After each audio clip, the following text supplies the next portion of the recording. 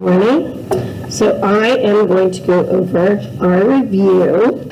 So here's our review. I'm going to take a look at number 1. I'm going to go through. I might not finish everything because you've got the answers all online, but I will go through and show you how to do things. If you ever have any questions again, feel free to reach out. I'm happy to help. So for part A, we're going to start by doing the derivative, and we got to do the product rule. So you've got the first times the derivative of the second. And don't forget the dy dx with the derivative of the second, because you aren't taking the derivative of y. Plus the second times the derivative of the first. Now you're going to have the product rule again, but remember you've got a minus sign. So you will have to do the minus sign, and you have to make sure that you've got the brackets. So it's the first times the derivative of the second, plus the second times the derivative of the first.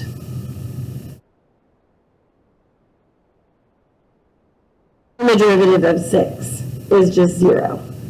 Now, as you know, I like to clean it up, distribute my negatives, do all that kind of thing.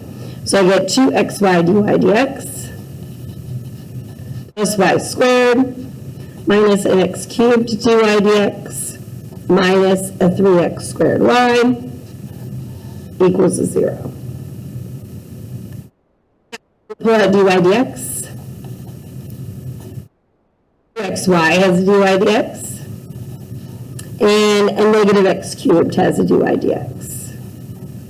These other terms are going to go to the other side. So it's negative y squared and a positive 3x squared y. And you have your answer. Now, as you can see, I've got a couple of things backwards from what they have as the answer key, but that's okay. It all is the same thing. The y squared is the negative. We have received or gotten to the right answer that they showed you right here. Okay? Let's find all the points on the curve whose x-coordinate is a 1. Write an equation for the tangent line at each of these points. All right, well, so here's our curve. Our curve is xy squared minus x cubed y equals 6. They told us that the x value is equal to 1. Okay, the x value is equal to 1. So if the x value is equal to 1, I can put a 1 in here everywhere I see an x. So I end up with y squared minus 1 cubed times y equals 6. It's a quadratic equation. In order to solve a quadratic equation, you have to set it equal to 0 before you can factor or do the quadratic formula or anything like that. So, subtract the 6 over, and it turns out this is factorable. That to give me 1, r negative 3, and a positive 2. I find out that y is equal to 3 or negative 2. Okay? Those are the y values when x is equal to 1. Point is 1, 3. My other point is 1, negative 2, which I'll put down here.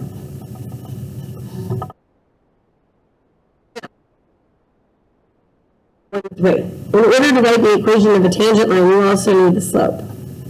But look, your slope equation is right here. Okay? So all you have to do is plug in 1, 3 into the derivative in order to find the slope.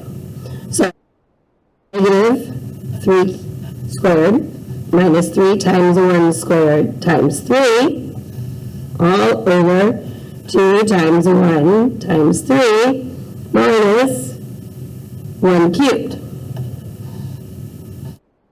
Numerator. You have a negative 9. And you have plus a 9. Hold on, I'm missing. Oh, this is a plus sign right here. There we go. Plus a 9 over who cares? Whatever. Because this numerator is equal to 0. And this is just 6 minus 1, so we can go ahead and we can say that it's over 5, but it doesn't matter because a 0 over 5 is just a 0. So your slope is then 0. So your equation of the line is y minus 3 equals 0 times x minus 1. Well, if all of this just becomes 0, y is equal to 3. Okay, so that's the equation of one line. Another line. Let me move this a little bit. There we go. So again, we're going to plug negative 2 into our slope equation. So we have a negative, parentheses, negative 2 squared, plus 3 times 1 squared times a negative 2, all over the 2 times the 1, times the negative 2 minus the 1 cubed. You end up with negative 4 minus 6 over negative 4 minus 1, which gives you a negative 10 over a negative 5, or a positive 2. So your point is 1, negative 2. Your slope is 2. So the equation of the line is a y minus a negative 2, so y plus 2, equals your slope times x minus 1. Here's your other line. So how would you set up the equation to find where the tangent line is vertical? Okay, how would you know where the tangent line is vertical? Well, vertical lines have no slope. Okay? No slope means the slope is undefined. Something's undefined if there's 0 in the denominator. So what you're going to do is you're going to set the denominator of the derivative 0. Let's think about it. If you've got, I don't know, some number over 0, you would say that that's undefined. And remember, an undefined slope, that's a vertical line. So, the denominator is right here. Where's the denominator? And what we're going to do is we're going to set that equal to 0. So we just say 2xy minus x cubed equals 0. Now, if this were only one letter, I would expect you to be able to solve for that letter. Okay? I would want you to be able to solve for x or solve for y or whatever the letter is that you would need to be solving for. In this case, we've got it solved for 2, so I had us just set it up and not actually solve. On the test, you may see something like this. And let's say x was the only term right there. I would expect you to be able to solve for x. Now that's just an algebra thing, so it would just be an algebra equation that you'd have to solve for. Okay? So that's our AP problem. Moving on, let's take a look at some of our derivatives here. I kind of flip this around so it looks a little more straight. Oh, wrong way. Wrong way. All right, so we're number 2. What I'm going to do with these derivatives, I'm not necessarily going to do all of them. I am going to set them up. I'm going to kind of get them started so you can see. It's just how I got started. And then after that, you can look at the online answers to see how we finish. All right, so for this one, this is our u right here. So we're taking the derivative of the square root of u. So the derivative of the square root of u is 1 over 2, the square root of u. You can't remember to multiply by the derivative of u, which would be 6x. Okay? Now, when putting this together and simplifying, this 6 and this 2 can reduce to be 3 with an x, and then your denominator will be the square root of 3x squared plus 2. You can't reduce with things that are inside the radical, so you're done at this point. Okay.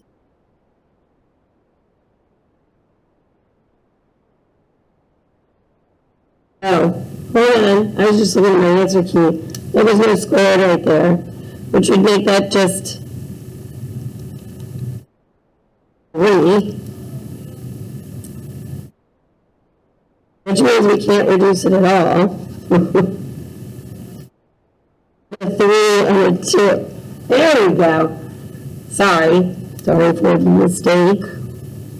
Gotta make sure you're copying the problem down right.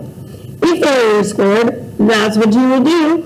Since there's no square, then the derivative of 3x plus 2 is just 3. 3 and 2 does not reduce. So you just leave it. Again, you still can't reduce things that are outside of radicals versus underneath radicals. All right, moving on to number 3. Number 3, y is equal to 2 sine of x to the 5th. Okay? Your u is right here, the x to the 5th. So the derivative of 2 sine u is just 2 cosine u. And then we're going to multiply it by the derivative of that u. So 5x to the 4th. Now, the 2 and the 5x to the 4th can multiply. So 2 times 5x to the 4th is 10x to the 4th. And then we have a cosine x to the 5th. Final answer. Now, I do want to point something out here. I think this is, let's look at it when we get to number 5. So we'll look at it in a minute. Let's look at number 4 first. Number 4. It is implicit. We know it's implicit because we've got x's and y's. We can't solve for y. They're all mixed up. It's not y equals. And we have to do the product rule right here. We don't have to worry about brackets because there's nothing being distributed. The first term is 3x squared, the second term is y. So it's the first times the derivative of the second plus the second times the derivative of the first. So that's the derivative of this right here. First, derivative of the second, remember dy dx, plus the second times the derivative of the first. We don't need dy dx because it would be dx dx, and dx dx is just 1. Equals the derivative of 2y, that's 2 dy dx, minus 6, which is just a 0. Now, I need to pull out the dy dx. I have 3x squared. Now, this should be over here to pull it out. And so if I'm going to move that over to the other side, I have to change its sign, so it's negative. This also needs to go to the other side, so I'm going to change its sign as well to get it over there. So I was going to say 6xy, but I end up writing yx, and it does not matter which order, xy, yx. But now in order to finish, you just divide. So dy dx is equal to negative 6xy or yx over 3x squared minus 2. All right, now we're getting to number 5. Number 5, I did want to show you something. So we have cosine to the 5th of 4x, which I want to rewrite. Okay? I don't want to take the derivative of it this way. What I want to do is I want to say that this is cosine 4x to the 5th. Okay? And we're going to go ahead and do this one, and then I'll show you what I wanted to show you, what you need for the test. Okay? So, your u is cosine 4x. So you want to make sure that you're doing the derivative of u to the 5th. So your derivative of u to the 5th is 5u to the 4th. Okay? And we're going to do the derivative of cosine of, let's say, v. V being that 4x. So cosine v, the derivative of cosine v, is a negative sine v. Then multiply by that v. You will multiply by that 4x, or the derivative of that 4x, which is 4. We need to put the 5, the negative, and the 4 together. That's giving you a negative 20. And then after that, the only thing you need to do is you need to put that exponent back. So we've got cosine to the 4th, 4x, and sine 4x. And we're done. The order of these two does not matter. You can go either way. I think in the answer key, I put this one first, and then I put this one. What do I want to show you? Well, what if I had given you something that looks like this? Let's use a 3, cosine 5, 4x.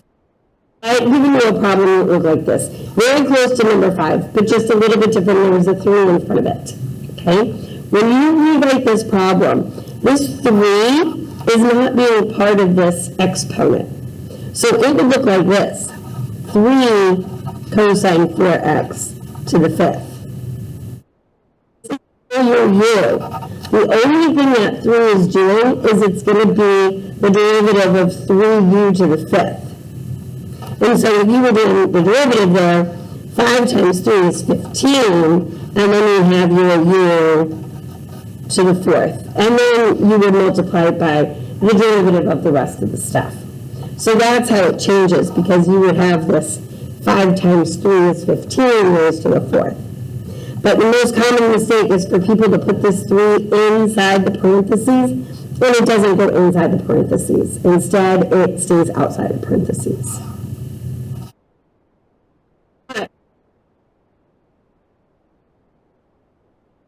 Number 6, we've got y is equal to parentheses of ln x cubed. So, u is right here, ln x. So y prime, the derivative of u cubed is 3u squared. Times the derivative of that u, well, the derivative of ln x is 1 over x. Not much you can do with that, except rewrite it so that it is all on the top over the bottom. Okay? So number 7, we've got e to the x over ln x. This is going to be your quotient rule. Quotient rule, bottom, times the derivative of the top. The derivative of e to the x is just e to the x, minus the top, times the derivative of the bottom, over the bottom squared. Okay. It's right here. You really can't do anything with them where they are right now. And you've got a fraction over a fraction. Calculus doesn't like fractions in fractions. They like you to take care of that. So in order to take care of that, you got to put this minus sign together. In order to put the minus sign together, you got to have a common denominator. So you need this to have a denominator of x. Well, the only way it gets a denominator of x is if you multiply by x over x, getting your common denominator. Now you can put it together. And now you can have x ln x e to the x times e to the x all over an x all over the ln x quantity squared. Well, if I keep change flip, I'm just keep change flipping with this. So it's like multiplying by 1 over ln x squared, which gives you your final answer. And I actually prefer that e to the x in the front, because I don't want anyone to think that I'm doing the ln of the combination of this. So I would write it like this: x e to the x ln x times e to the x over x and then ln x quantity squared. And this, sorry, for the minus sign. Struggling today. Struggling. I could pull out an e to the x in the numerator, but it can't cancel with the denominator. So there's nothing I would do there. I can't cancel these x's as much as I'd like to because of this minus sign right here. Other reason why I can't cancel those ln x's is because of that minus sign right there. Okay, minus sign. I changed it to a multiplication. Make sure you keep it a minus sign. All right, number 8. Let me get this. Number 8. And y is equal to x squared ln of 3 plus 4x. This is going to be a product rule. So the derivative is the first times the derivative of the second. Well, the derivative of ln u is a 1 over u times the derivative of u. Then we've got plus the second times the derivative of the first. Okay? The first times the derivative of the second plus the second times the derivative of the first. Now, when you put this together, you end up with 4x squared over 3 plus 4x plus a 2x times the ln, let's just do a times sign there, times the ln of 3 plus 4x. Now, you could denominator, you could go a little bit further, but at this point, we're done. Now, looking at my answer key that's online, it looks like I wrote just an x on there instead of an x squared. It is the x squared, so it'd be 4x squared over 3 plus 4x, plus a 2x ln of 3 plus 4x. Number 9. And we have y is equal to e to the 1 over x squared. Now, here's the deal. I know that this is u. So I'm going to do the derivative of e to the u, which is just e to the u, times the derivative of u. And I can't take the derivative of that with that x squared in the denominator. So I'm going to rewrite that into be e to the negative x squared. Now, e to the x to the negative 2. There we go. To bring this to the top, your exponent then is going to be negative. So e to the x to the negative 2. This right here is your u. The y prime is e to the u times the derivative of this u, which is negative 2x to the negative 3. So I did this one wrong on the review as well. I made it negative x as well. That is so funny. Here's the right way. E x to the negative 2 times the derivative of that, which is negative 2x to the negative 3. I'll go ahead and I'll change that on the answer key. I'll resubmit the answer key so that when you're looking at it, it'll look correct for you guys. I put this together? No, really, you just put this in the front. Negative 2x to the negative 3 times e x to the negative 2. If you want to rewrite it, so you get negative 2 over x cubed times e to the 1 over x squared, you certainly could. Multiple choice might actually put it like that. So you need to know that these two things are equal. But if it were full response, I would certainly leave it like that. Said, I'll fix that on the answer key so it'll be right when you guys look. If you've already looked, then it will have changed. Alright, let's look at number 10. Number 10, people get wrong only because what we talked about in class, they start combining things that shouldn't be combined. So, or they don't memorize the formula. That's your u. The derivative is going to be 2 to the u ln of 2 du dx. So we've got 2 to the u ln of 2, remember the bread, times the derivative of that u, which is 10x. None of those can multiply. The 2 cannot multiply with the 10. None can multiply with the 2 after the ln. You just can't put anything together. You are done. The most common mistake here is that people start combining those things. Don't do that. And again, this one is just a formula as well. Okay? Your formula is 1 over that u, the ln of the base, times the derivative of whatever that u might be. So your derivative is going to be 1 over 2x ln of 3 times the derivative of that 2x, which is just 2. Now, all multiplications, I can reduce those 2's. You end up with 1 over x ln of 3.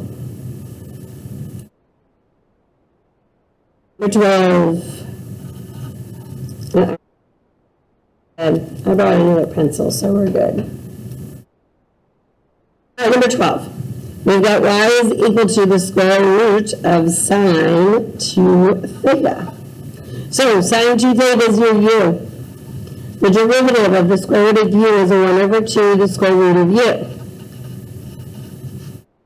Times the derivative of sine 2 theta is cosine 2 theta. And the derivative of 2 theta is just 2. So we end up with 2 cosine 2 theta on the top. The get 2 square root of sine 2 theta on the bottom. But these 2's can cancel. So really and truly, you just end up with cosine 2 theta on the top and square root of sine 2 theta on the bottom.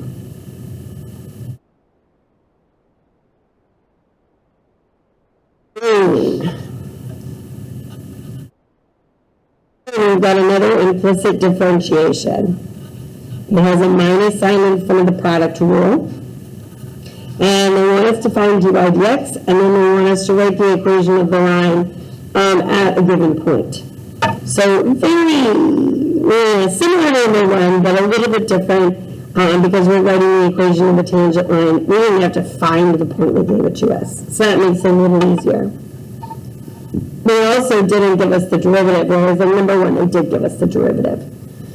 We just have to find it. So we get 4x minus the parentheses of the product rule. The first times the derivative of the second, plus the second times the derivative of the first. Of 3y squared equals the derivative of 2. I'm going to clean it up. So I get 4x minus 3x dy dx minus 3y plus 6y dy dx equals 0. I'm going to pull out a dy dx.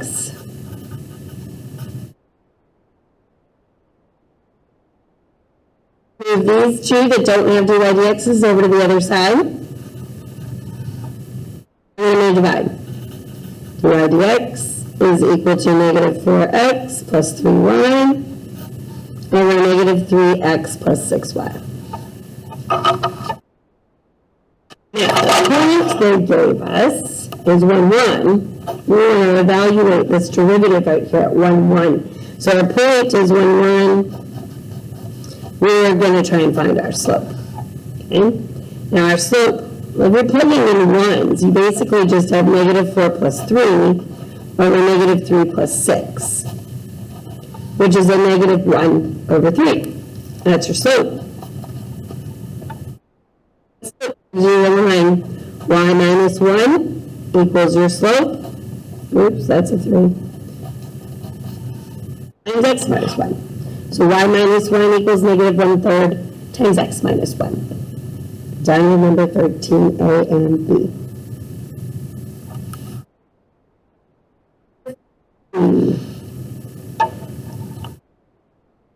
We're trying to find the second derivative. The first one, we're just going to do the derivative twice.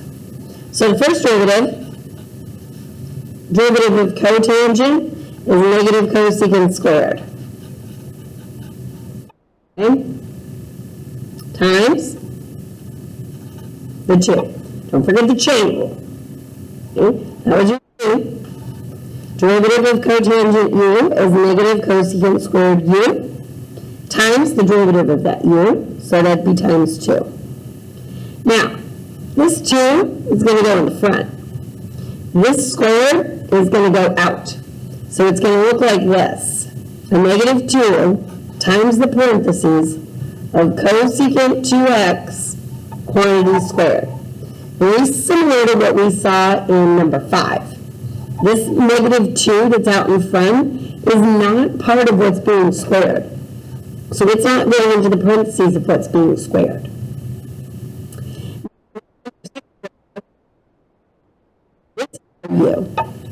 The cosecant 2x. So 2 times negative 2 is negative 4. Cosecant 2x raised to the 1, which I'm not really going to write. Times the derivative of cosecant v. Well, derivative of cosecant v is negative cosecant v, cotangent v, times the derivative of that v. So it's times the 2. Now I have to multiply the negative 4 with the negative with the 2. That's how I got the positive 8. Now I've got cosecant 2x times cosecant 2x, which is where I came up with cosecant squared 2x, and then I have a cotangent 2x.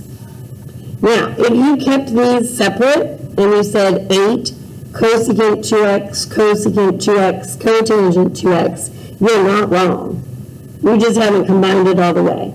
This is where you would see it for if you were doing multiple choice. If your full response, you left it 8 cosecant 2x, cosecant 2x, cotangent 2x, you'd be okay.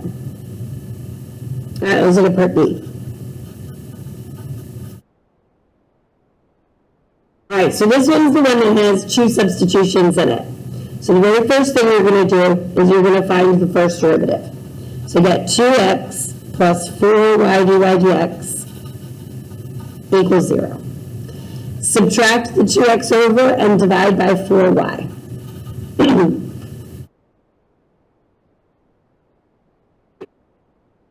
You end up with a negative x over 2y. That's your first derivative. Now, to take the second derivative, you got to do the quotient rule from your first derivative. So, it's the bottom times the derivative of the top minus the top times the derivative of the bottom over the bottom squared.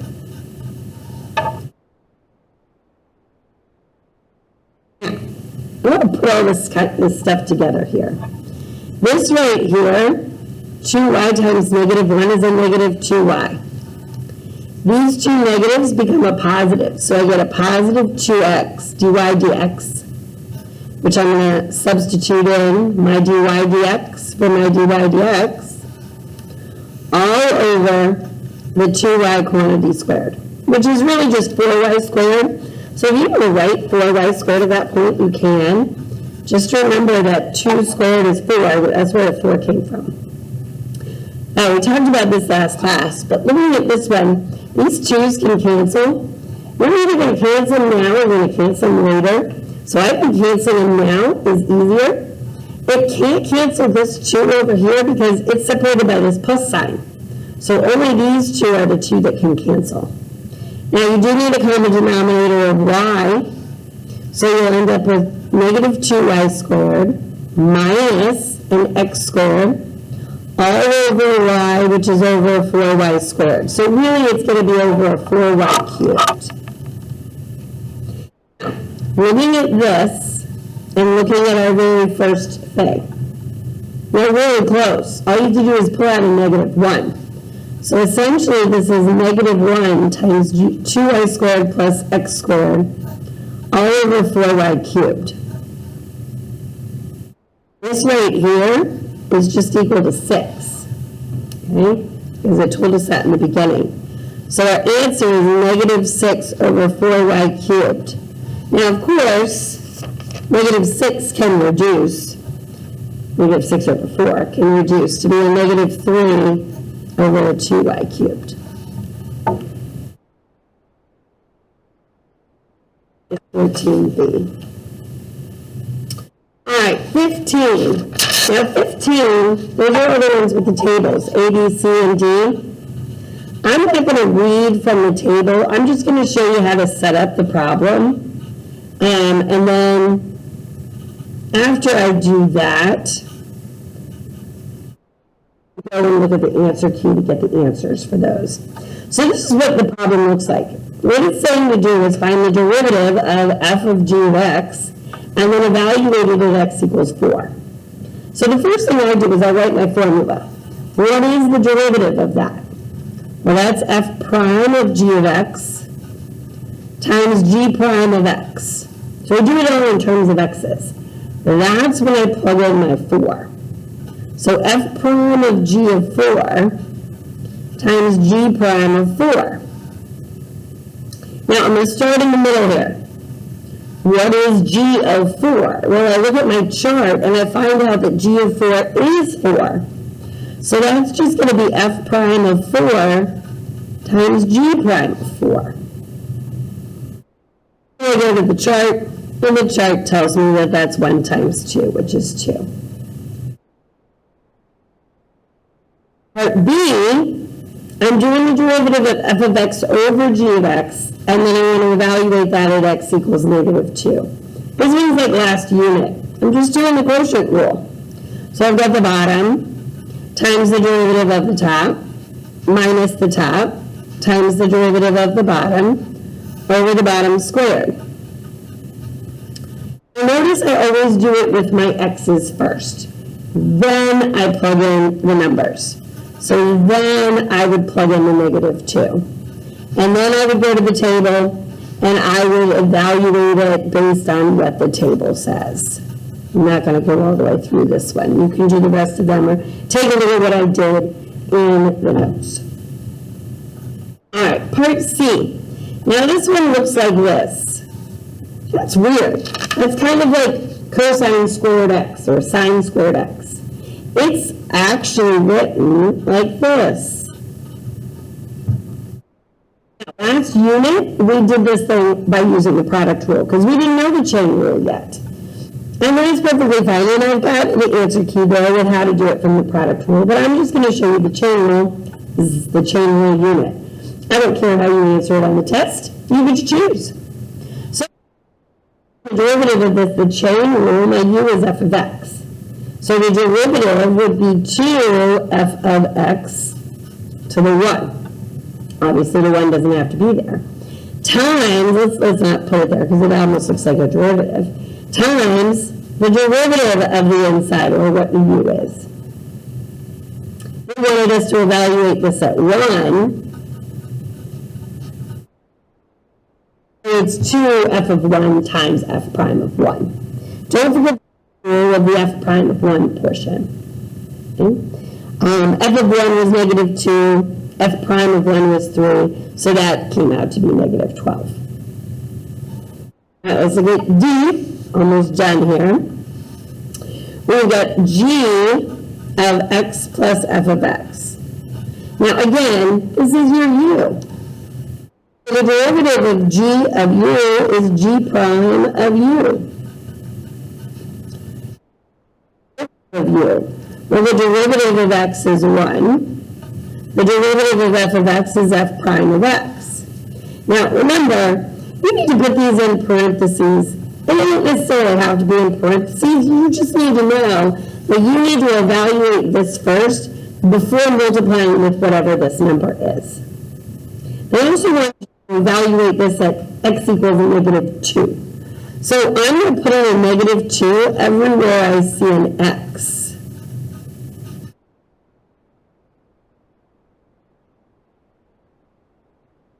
Evaluate.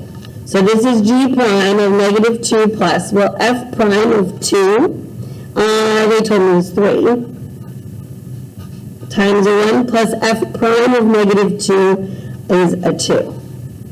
So I'm only doing g prime of 1 times the 3, and g prime of 1 is 4, and 4 times 3 is equal to 12. So that's how I got the answer for that part D. Couple more problems left. All right, number 16. Linearity.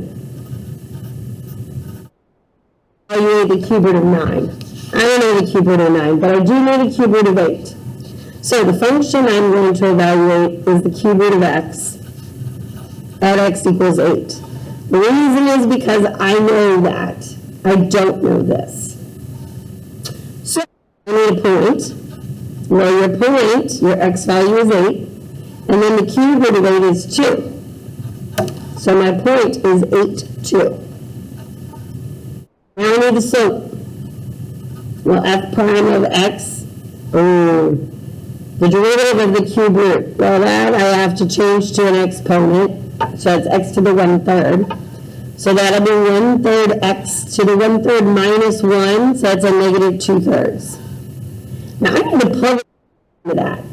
I can't plug an 8 into that right now. I don't know what that is without a calculator. So I take it to the bottom. Yeah, still don't know what that is. So I have to rewrite it. 1/3. X to the 2/3 is the cube root of x squared. Now I can do it. So I have 1/3, the cube root of 8, and then I square that. So the cube root of 8 is 2. 2 squared is 4. 4 times 3 is 12. So that's my slope. So I have y minus y1 equals my slope, which is 1/12, times x minus x1. Now, remember, we moved that into our local linearity formula, which was f of x equals 1/12 x minus 8 plus 2. Okay?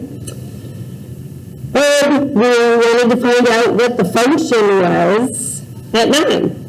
So we're going to evaluate f of 9. So that's 1/12, 9 minus 8 plus 2, which equals 1/12, 1 plus 2. All right, 2 more, part B, sine of 31 degrees. I don't know sine of 31 degrees, but I do know the sine of x at x equals 30 degrees. So it started the same way. My point, I'm plugging a 30 into sine of x. Well, sine of 30 degrees is 1/2. Okay? This on the test and you can't remember what the sine of 30 degrees is, you hopefully know enough to know that it's either 1/2 or the square root of 3/2. Pick one. Pick one. I mean, it's a 50-50 shot. You might be right. When you're not right, you're not going to miss the whole problem. You're just going to miss a portion of it. So make sure that you're writing something down. Okay? Derivative of sine is cosine. Well, cosine at 30 degrees is the square root of 3/2. So your slope is the square root of 3/2. Write the equation of the line. Y minus y1 equals your slope times x minus x1, which is 30, not 1. Not sure where I got 1. Morph that into your formula. F of x is equal to the square root of 3/2 times x minus 30 degrees plus the 1/2. You wanted to figure out sine of 31. So you are plugging a 31 into your equation. Now remember, these are degrees, and calculus doesn't deal with degrees. So it's 1 degree, and then you need to multiply it by pi over 180 in order to make it radian. Our last problem, number 17. So they gave you f of g of x, and they want you to find, and they said that was h of x. And they want you to find h prime of 4. Again, write the problem out in terms of x. So it's f prime of g of x times g prime of x. Then plug in your 4. So you're doing f prime of g of 4 times g prime of 4. Now what is a graph? Let me pull our graph over here. And here's our graph. So in our graph, we know that g is right here, this line right here. So g at 4, well, that's just equal to 5. Okay? There's your 5. G of 4 is equal to 5. So you've got g prime of 5, sorry, f prime of 5 times g prime of 5. Well, f prime of 5 is just looking for the slope of the tangent line at x equals 5. Well, here's x equals 5. Here's your f equation. You want the slope of this line. Well, you don't really have to do a whole lot but count. So you need to find the slope of this line.